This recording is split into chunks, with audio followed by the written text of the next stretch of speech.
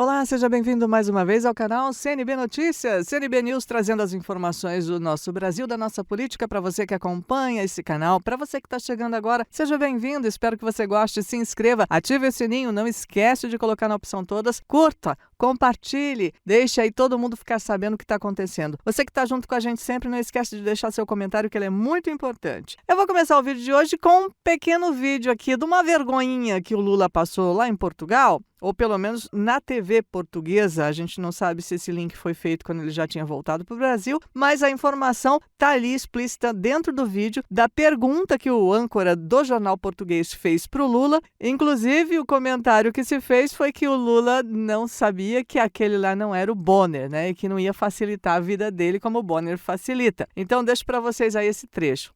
O senhor sobre o seu futuro, sobre o seu presente e também sobre o seu passado, abordando, naturalmente, a questão da recente anulação dos seus julgamentos da 13ª Vara Federal de Curitiba, onde estava o ex-juiz Sérgio Moro, e que significa que o senhor recuperou os seus direitos políticos. O que é que vai fazer com esses direitos políticos que agora tem?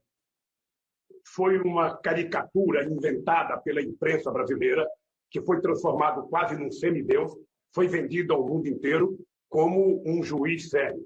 E o Moro não era sério. O Moro, no meu processo, ele mentiu o tempo inteiro. Eu dizia para ele que era mentira e que a verdade iria aparecer em certo tempo. O que nós estamos ganhando hoje na Justiça, faz 5 anos que nós fizemos o pedido através dos meus advogados. Ora, e nós conseguimos provar que eu não tinha nenhuma culpabilidade em qualquer relação com a Petrobras.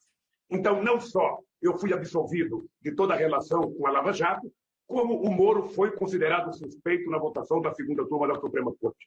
Eu disse a vida inteira, José Rodrigues, que eu ia brigar para provar que o Moro era culpado, que a Força-Tarefa de Curitiba era uma quadrilha, porque desde o começo eu provei a minha inocência e eu consegui provar que a verdade ia vencer. O senhor ex-presidente faz muitas críticas ao ex-juiz Sérgio Moro. Acontece que não só Sérgio Moro não foi o único juiz a condená-lo em primeira instância, como outros 19 juízes das duas instâncias o condenaram ou confirmaram condenações contra si, nomeadamente os juízes do Supremo Tribunal de Justiça, do Supremo Tribunal Federal, do TRF4, o Tribunal Regional Federal da 4ª Região, e em alguns casos agravaram até as sentenças, isto é, acharam que Sérgio Moro foi leniente em relação a si. Acha mesmo que estes 20 juízes estavam em conluio?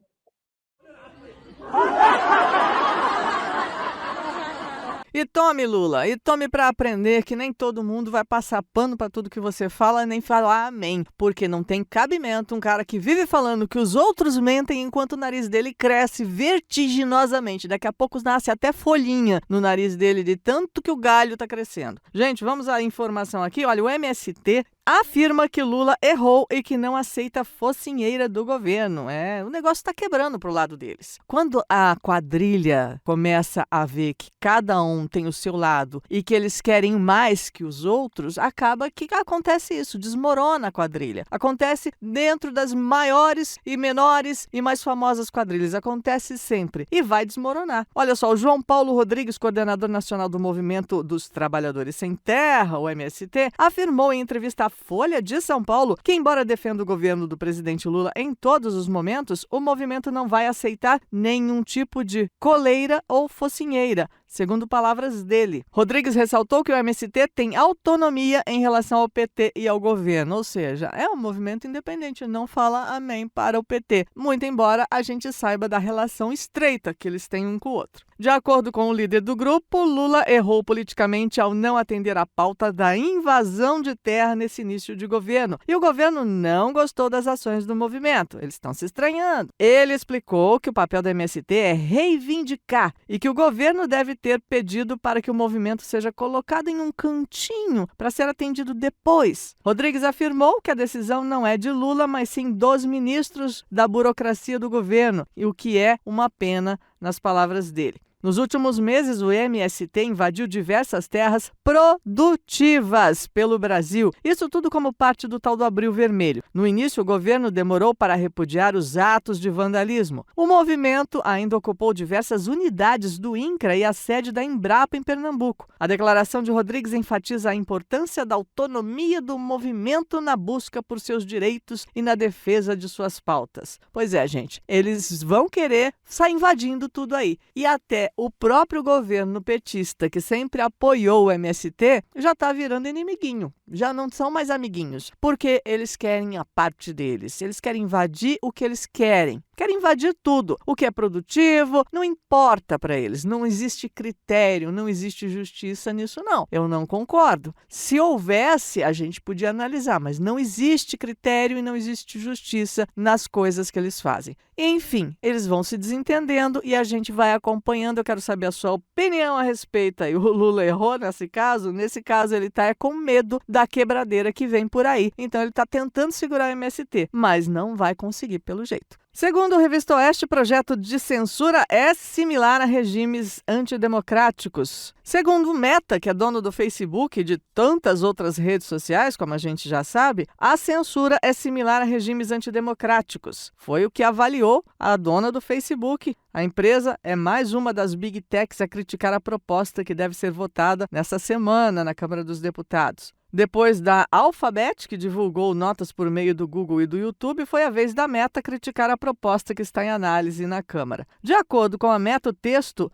abre aspas, exige que as plataformas informem as autoridades policiais em caso de suspeita de que um crime tenha ocorrido ou possa ocorrer no futuro. Na prática, esse monitoramento proativo transforma as plataformas em uma polícia da internet, criando um sistema de vigilância permanente similar ao que existe em países de regimes antidemocráticos. Fecha aspas. É o que afirmou, então, a empresa que controla o aplicativo de mensagens WhatsApp e as redes sociais Facebook e Instagram. Segundo eles, o texto também cria um ambiente incerto, confuso e insustentável, no qual as plataformas digitais podem ser forçadas a pagar aos veículos de notícias pelo conteúdo noticioso que as plataformas supostamente usam. Isso representa um desafio significativo tanto para detentores de direitos, nesse caso, quem publica os vídeos, quanto para as plataformas em compreender o escopo e o impacto da lei. Tudo isso palavras deles, além de ressaltar que a proposta remete a políticas de países antidemocráticos. Então, a Meta elenca outros 3 problemas em caso de aprovação final desse texto aí do PL, desse projeto de lei.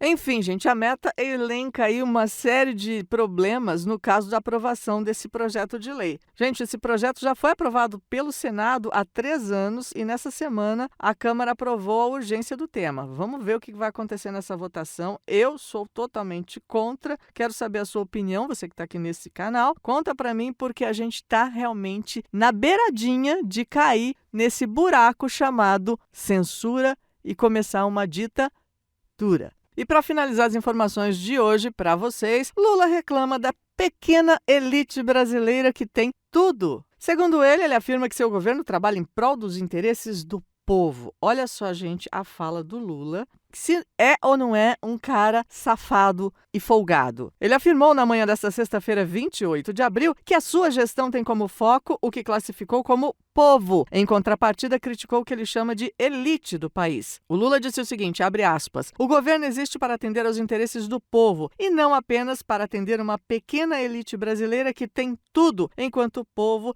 não tem nada. Fecha aspas. A afirmação foi registrada durante o evento de encerramento da edição deste ano do acampamento Terra Brasil. O evento é organizado por entidades vinculadas aos povos indígenas. Antes de falar sobre o povo e a elite, Lula afirmou estar aberto a críticas e cobranças e disse: não tenham problema nenhum em me cobrar. Ele quer que cobrem ele. Eu acho bom a gente cobrar. Vamos cobrar. O problema é que quando a gente cobra ele, a gente está correndo o risco de ser censurado, porque a internet está sendo aí alvo de um projeto de lei onde a gente não vai poder abrir a boca. Então, eu não sei como que a gente vai cobrar essa criatura. Mas vamos lá, né? Vamos cobrar sim. Vamos cobrar que o Lula fala do povo, fala da elite que tem tudo, enquanto ele compra um sofá de 65 mil. Olha só, ele gastou cerca de 200 mil em imóveis e só o sofá custou 65 mil. Lá no site do Magazine Luiza, tem modelo de sofá reclinável a partir de R$ 799, o que é 81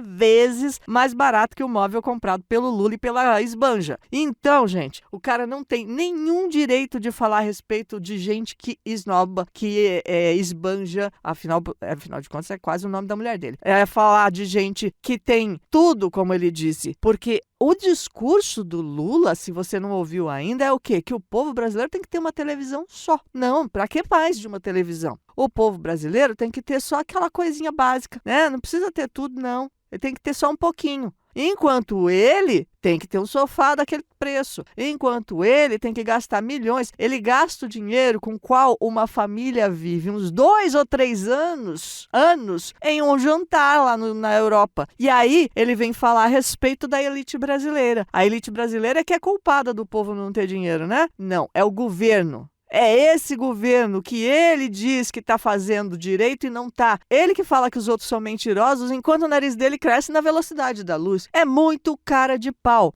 O nariz já é de pau, está crescendo comprido, a cara é de pau. Nós precisamos realmente que o Lula gaste um pouquinho de dinheiro com óleo de peroba, porque o que ele está comprando de tudo que tem lá, não comprou ainda óleo de peroba. Está faltando na listinha de compras dele. Precisa urgente e a gente precisa recomendar para ele. Antes que a tal história da censura e o tal do projeto de lei entre em vigor e nos cale. Porque depois como é que a gente vai cobrar ele? Como, gente? Ele quer que cobre. Então vamos cobrar. Conta para mim aí nos comentários o que você acha dessas últimas conversinhas do Lula, porque cada vez que ele abre a boca para falar, eu já fico até pronta para ficar com raiva. Até o próximo vídeo. A gente se fala por aqui.